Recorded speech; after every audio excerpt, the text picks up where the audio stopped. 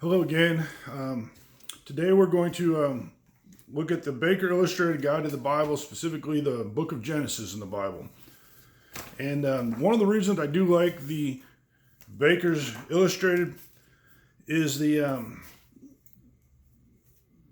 kind of breaks everything down, but the very beginning it gives you the central teaching, and this one they kind of sum up Genesis in one very long sentence, and I want to read it to you real quick. It says, God creates the world, banishes Adam and Eve from the garden due to their rebellion and sin, and then begins restoring people to relationship with him through his covenant with Abraham, Isaac, and Jacob.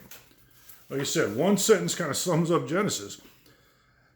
But this book is very helpful. Like I said, every time we start a new book of the Bible, we're going to look at this book and get the highlights of that book, and we can refer back to this as we go through that throughout the next week or so.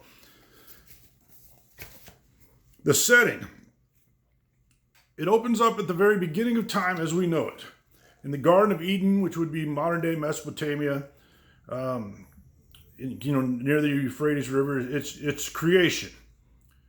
Then it goes on to the story of Abraham, again in Mesopotamia, somewhere around 2000 BC to 1800 BC.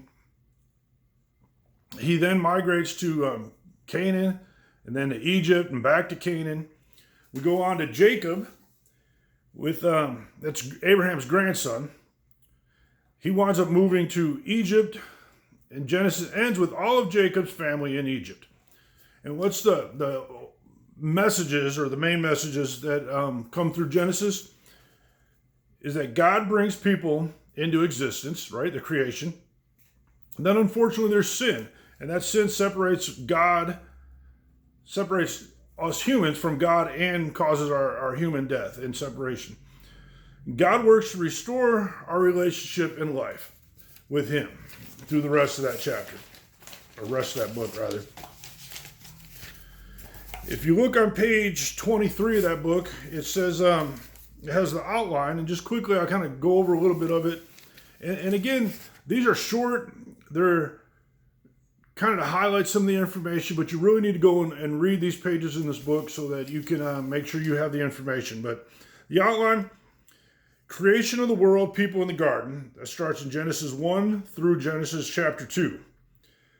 The next part is Paradise Lost, where sin, death, and separation from God, and that's Genesis 3 through Genesis 11. And then the whole rest of the chapter, or the whole rest of that book, is God's response to human sin and deliverance through the Abrahamic covenant.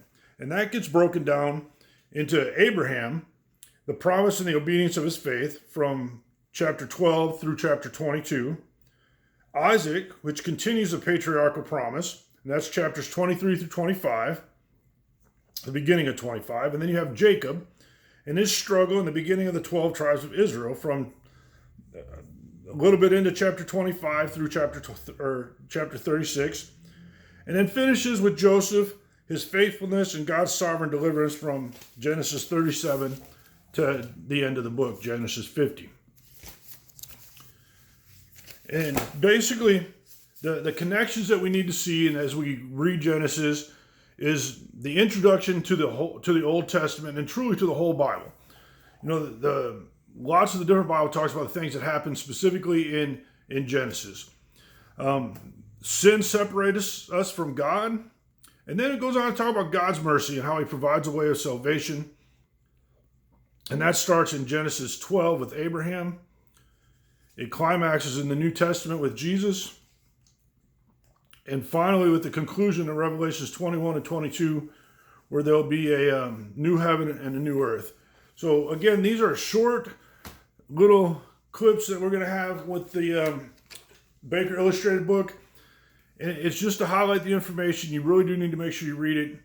And then we'll go from there and talk about some things in detail